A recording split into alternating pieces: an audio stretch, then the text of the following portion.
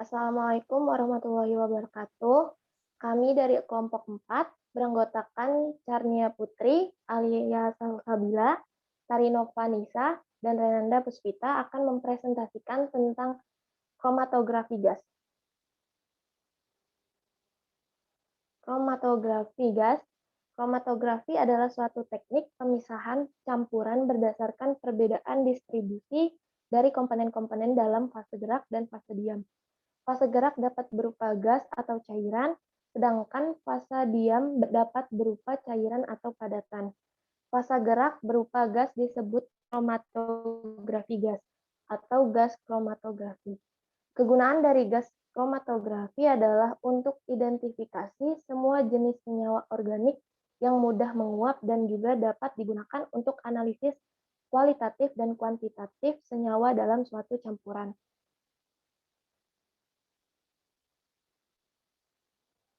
Kromatografi gas digunakan untuk menentukan konsentrasi etanol. Metode ini banyak dimodifikasi dan peningkatannya signifikan dalam menentukan konsentrasi etanol. Standar internal merupakan modifikasi metode dalam kromatografi gas.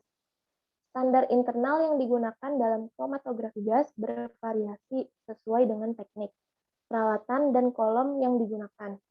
Senyawa yang sering digunakan sebagai standar internal yaitu N-propanol dan T-butanol. Penggunaan standar internal bertujuan untuk membandingkan hasil kromatogram standar dengan sampel. Standar internal ditambahkan pada sampel yang akan dianalisis. Contoh penelitian kromatografi gas adalah optimasi penentuan kadar metanol dalam darah menggunakan kromatografi gas. Sebelum digunakan, dilakukan optimasi kondisi kromatografi gas dengan memilih sistem dan kondisi yang sesuai, sehingga mendapatkan pemisahan yang baik antara senyawa-senyawa yang akan dipisahkan. Sistem yang digunakan dalam kromatografi gas terdiri dari gas pembawa, injektor, kolom, dan detektor, sedangkan kondisi yang dipilih yaitu suhu injektor, suhu kolom, suhu detektor, dan kecepatan alir gas. Memisahkan senyawa dengan kromatografi gas, perlu diperhatikan sifat fisik komponen yang akan dipisahkan. Fase diam dan fase gerak pada kromatografi gas. Fase diam. Pemilihan fase diam juga harus disesuaikan dengan sampel yang akan dipisahkan. Untuk sampel yang bersifat sebaiknya digunakan fase diam yang polar. Begitupun yang non-polar. Digunakan fase diam yang non-polar agar pemisahan dapat berlangsung lebih sempurna. Fase diam pada kromatografi gas biasanya berupa cairan yang disangkutkan pada bahan penyangga padat yang lembab. Pemakaian fase cair memungkinkan kita memilih dari sejumlah fase diam yang sangat beragam yang akan memisahkan hampir segala. Selanjutnya, fase gerak. Disebut juga sebagai gas pembawa, fungsi utamanya adalah untuk membawa uap analit melalui sistem kromatografi tanpa berinteraksi dengan komponen-komponen sampel. Adapun syarat-syarat fase gerak pada kromatografi gas yaitu sebagai berikut. Yang pertama, tidak reaktif, murni, agar tidak mempengaruhi detektor. Yang kedua, dapat disimpan dalam tangki tekanan tinggi, biasanya mengandung gas helium, hidrogen, nitrogen, atau campuran argon dan metana. Yang ketiga, pemilihan gas pembawa yang digunakan tergantung dari detektor apa yang digunakan. Jenis-jenis kromatografi gas. Yang pertama ada gas cair, fase gerak berupa gas dan fase diam berupa cairan, serta menggunakan prinsip kerja partisi. Partisi komponen cuplikan didasarkan atas kelarutan uap komponen bersangkutan pada zat cair atau fase diam. B. Ada gas padat, fase gerak berupa gas dan fase diam berupa cairan, serta menggunakan prinsip adsorbs. Prinsip komponen cuplikan didasarkan atas fenomena adsorbs pada permukaan zat padat atau fase diam. Prinsip kerja kromatografi gas. Yang pertama, gas pembawa dalam tabung yang bertekanan tinggi dialirkan melalui kolom yang berisi fase diam. Yang kedua, sampel diinjeksikan ke dalam injektor atau aliran gas. Yang ketiga, cuplikan yang dibawa oleh gas pembawa mengalami proses pemisahan di dalam kolom. Yang keempat, komponen-komponen campuran yang telah terpisahkan satu persatu meninggalkan kolom. Sampel yang keluar lebih dulu dari detektor lebih suka dengan fase gerak atau afinitas terhadap fase gerak lebih besar. Selanjutnya, sampel dideteksi oleh detektor, baik mendeteksi jenis maupun jumlah tiap komponen campuran. Selanjutnya, hasil direkam dengan recorder dan berupa kromatogram. Peak atau puncak menunjukkan jumlah senyawa atau komponen. Berikut ini adalah cara kerja kromatografi gas yang sudah dijelaskan tadi.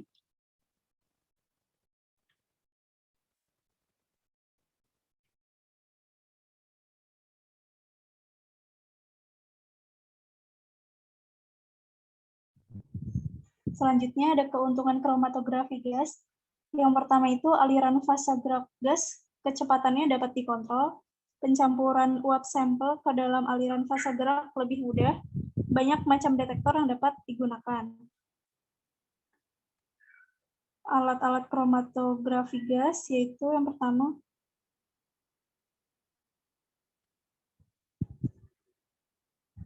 gas kromatografi adalah alat yang digunakan untuk analisa senyawa organik yang mudah menguap atau volatil. Maka secara garis besar alat ini akan merekod data dari sampel senyawa organik yang dimasukkan ke dalam instrumen. Output dari alat gas kromatografi ini berupa data yang berisi nilai-nilai hasil pembacaan. 3 bagian dari alat kromatografi gas. Yang sangat penting adalah gerbang injeksi atau injection port, kolom pemanas atau oven column, dan detektor. Pada 3 bagian tersebut, pengaturan suhu mempunyai peran yang penting dalam proses analisis. Yang pertama, ada tangki gas pembawa, merupakan material gas yang digunakan pada proses kromatografi gas. Gas tersebut merupakan fase gerak pada poin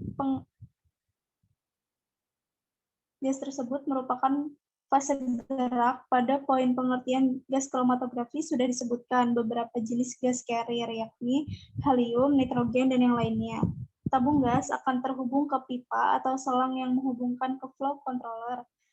Pemilihan gas pembawa tergantung pada jenis kolom atau dikemas atau kapiler, biaya, dan detektor yang digunakan. Helium dan hidrogen adalah gas yang banyak dipakai untuk kolom kapiler karena efisiensi kromatografi mengalami penurunan lebih lambat dengan meningkatnya laju aliran di atas optimal dengan menggunakan gas sehingga pemisahan berlangsung lebih cepat. Yang kedua ada pengendali aliran atau flow controller. Laju alir gas pembawa mempengaruhi resolusi. Laju alir yang diperlukan untuk resolusi maksimum. Maka dari itu, laju alir harus dikontrol dengan tepat.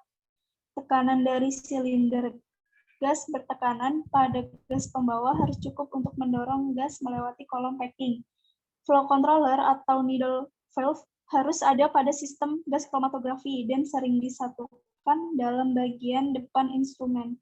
Laju alir harus dapat diatur secara hati-hati sehingga dapat diketahui berapa laju alir optimumnya dan harus dapat disamakan dalam percobaan berikutnya.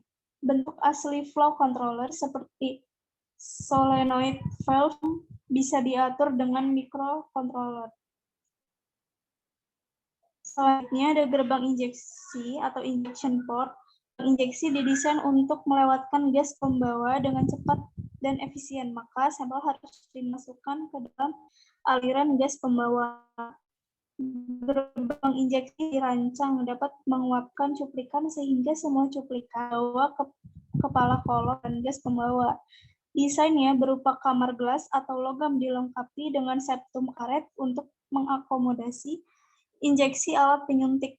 Cairan injeksi biasanya antara 0,1 sampai 3 mikroliter yang telah menguap segera terbawa menuju kolom. Septum karet setelah ditusuk berulang-ulang dapat diganti dengan mudah.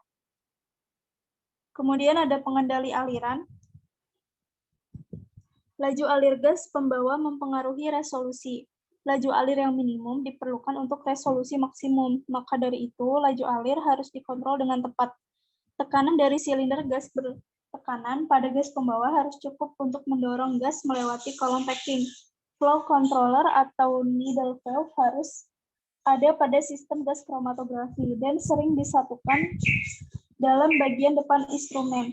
Laju alir harus dapat diatur secara hati-hati sehingga dapat diketahui berapa laju alir optimumnya dan harus dapat disamakan dalam percobaan berikutnya. Bentuk asli flow bentar deh.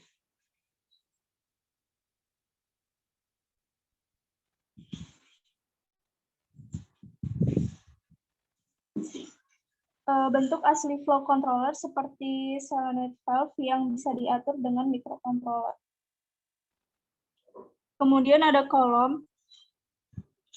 Kolom merupakan inti dari kromatografi gas, tempat proses pemisahan terjadi. Terdiri dari gulungan baja stainless, kaca atau tabung silika leburan atau kuarsa yang memiliki panjang 1 hingga 100 m dengan diameter internal antara 0,1 mikrometer dan sekitar 3 antara 0,1 mm dan sekitar 3 mm. Kolom oven merupakan fase diam gas kromatografi. Pada bagian ini, suhu dapat dikendalikan, dapat dinaik atau diturunkan sesuai dengan kebutuhan. Proses menaik turunkan suhu pada kolom oven akan membuat material sampel menguap dan terbawa oleh fase gerak atau gas carrier. Ketepatan pengendalian suhu kolom menjadi sangat penting sebab pemisahan tergantung pada tekanan uap dan kelarutan. Selanjutnya ada termostat. Temperatur harus dikontrol. Temperatur pada bagian injeksi harus cukup tinggi agar mampu menguapkan sampel. Akan tetapi tetap harus diperhatikan agar tidak terjadi deposisi termal atau perubahan susunan molekul. Pada dasarnya, kolom akan memisahkan dengan baik jika temperatur di bawah titik didih sampel untuk meningkatkan interaksi antara fase diam.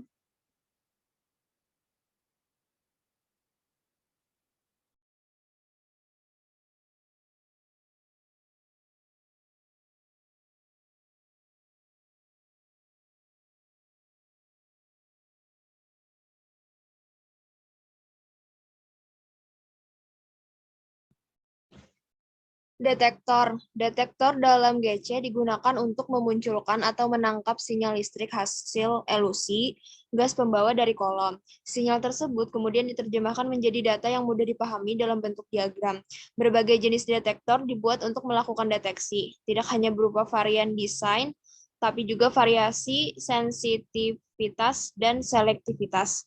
Sensitivitas mengacu pada kuantitas terkecil komponen campuran di mana sensitivitas menghasilkan sinyal yang masih teramati.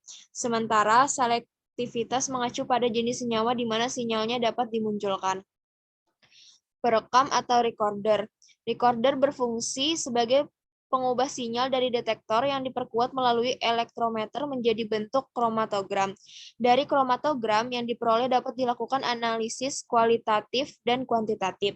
Analisis kualitatif dengan cara membandingkan waktu retensi sampel dengan standar. Analisis kuantitatif dengan menghitung luas area maupun tinggi dari kromatogram. Sinyal analitik yang dihasilkan detektor disambungkan oleh rangkaian elektronik agar bisa diolah oleh recorder atau sistem data. Sebuah recorder bekerja dengan menggerakkan kertas dengan kecepatan tertentu.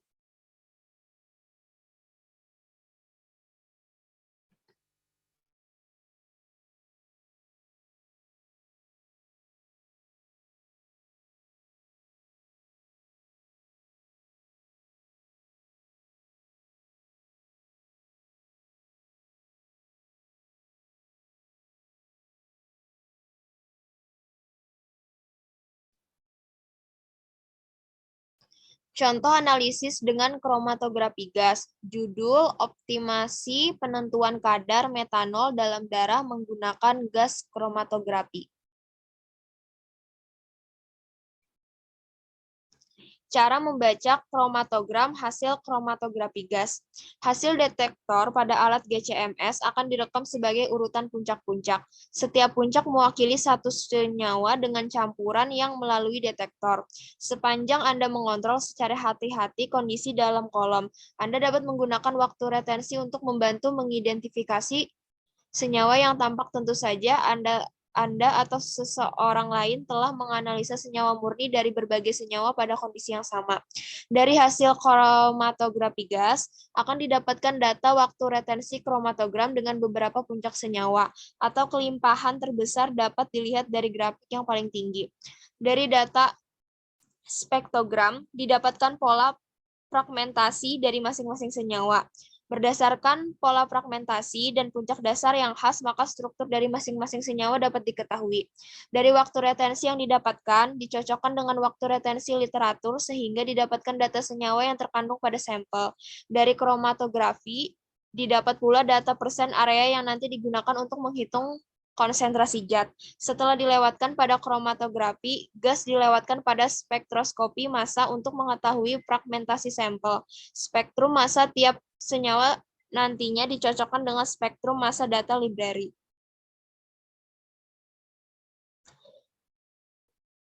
Sekian hasil presentasi kami. Wassalamualaikum warahmatullahi wabarakatuh. Waalaikumsalam warahmatullahi wabarakatuh.